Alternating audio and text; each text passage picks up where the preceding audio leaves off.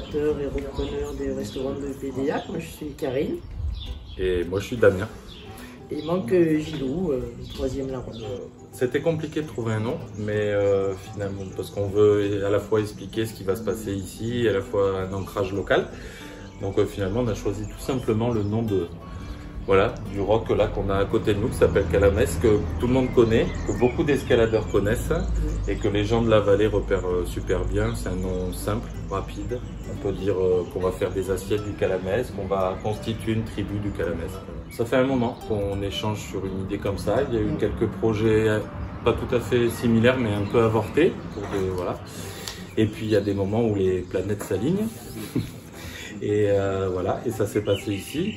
Et nous, ça nous allait rapidement. Ouais, rapidement, parce qu'il y a d'abord un super outil de travail, et puis voilà. Et puis il y a toute la dynamique aussi de Saurat et des villages autour où il se passe des trucs aussi événementiels notamment, mais Et pas de la mairie actuelle. voilà, de la mairie actuelle, et pas forcément avec un lieu fixe en fait, beaucoup de choses qui se passent l'été et tout ça. Et donc voilà, donc assez vite, nous on a proposé un lieu qui soit plus simplement un resto, puisque ça a toujours été qu'un restaurant.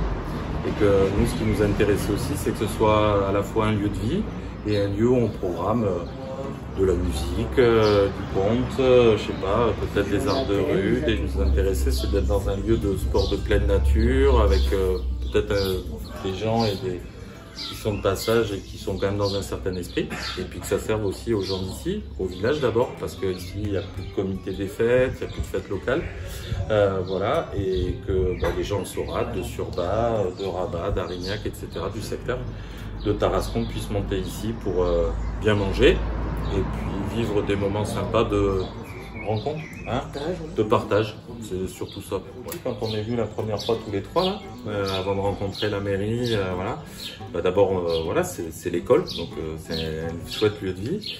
Et puis on s'est aperçu que la mairie, il y a une paire d'années, enfin un petit moment, avait rajouté ce bâtiment et on a un super outil de travail, de cuisine et tout ça. Ça peut laisser à penser plein de choses, voilà, en termes d'animation culinaire, d'ateliers, de choses comme ça. Et bon, il y a le cadre, quoi. Donc nous, assez vite, ça nous a vachement plu, ça. Voilà. Il y a pas mal de choses à associer. Là, on fait un potager là, et qu'on va, on va quand même protéger avec des palettes. C'est l'école de Saurat qui va venir les décorer. Bon. On essaye d'inviter les gens du coin à participer, quoi. Ouais, à être acteur du lieu. Ouais. À être acteur du lieu, ouais. Donc ça passe par des petites choses. Ça peut être du prêt de matériel, un coup de main, un coup de déco. Voilà. Il y a la cour des photos, des choses comme ça. Ouais, c'est ça. Si c'était pour reprendre un café-restaurant, on ne l'aurait pas fait.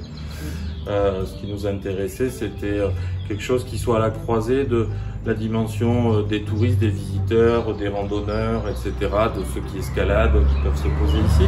De bien manger. Voilà, de bien manger. Mais très bonne cuisinière, qui travaille en frais. Ouais. Et dans une logique de pause, quoi.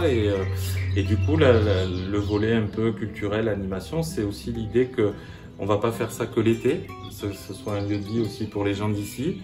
Donc voilà, donc ce lieu il sera aussi mis à disposition, je sais pas, d'une association qui aura envie de faire quelque chose ici.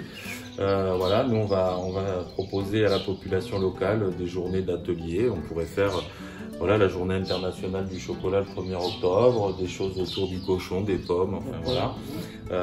Donc voilà, en gros c'est à peu près ça. Donc l'idée c'est de faire vivre un village et d'aider aussi globalement à participer à la vie d'une vallée. On va essayer de diversifier un petit peu plein de choses pour que ça réponde aussi aux attentes de plein de gens. Je pense qu'il y a des gens qui ont envie d'écouter de la musique, de faire la fête après cette période difficile là.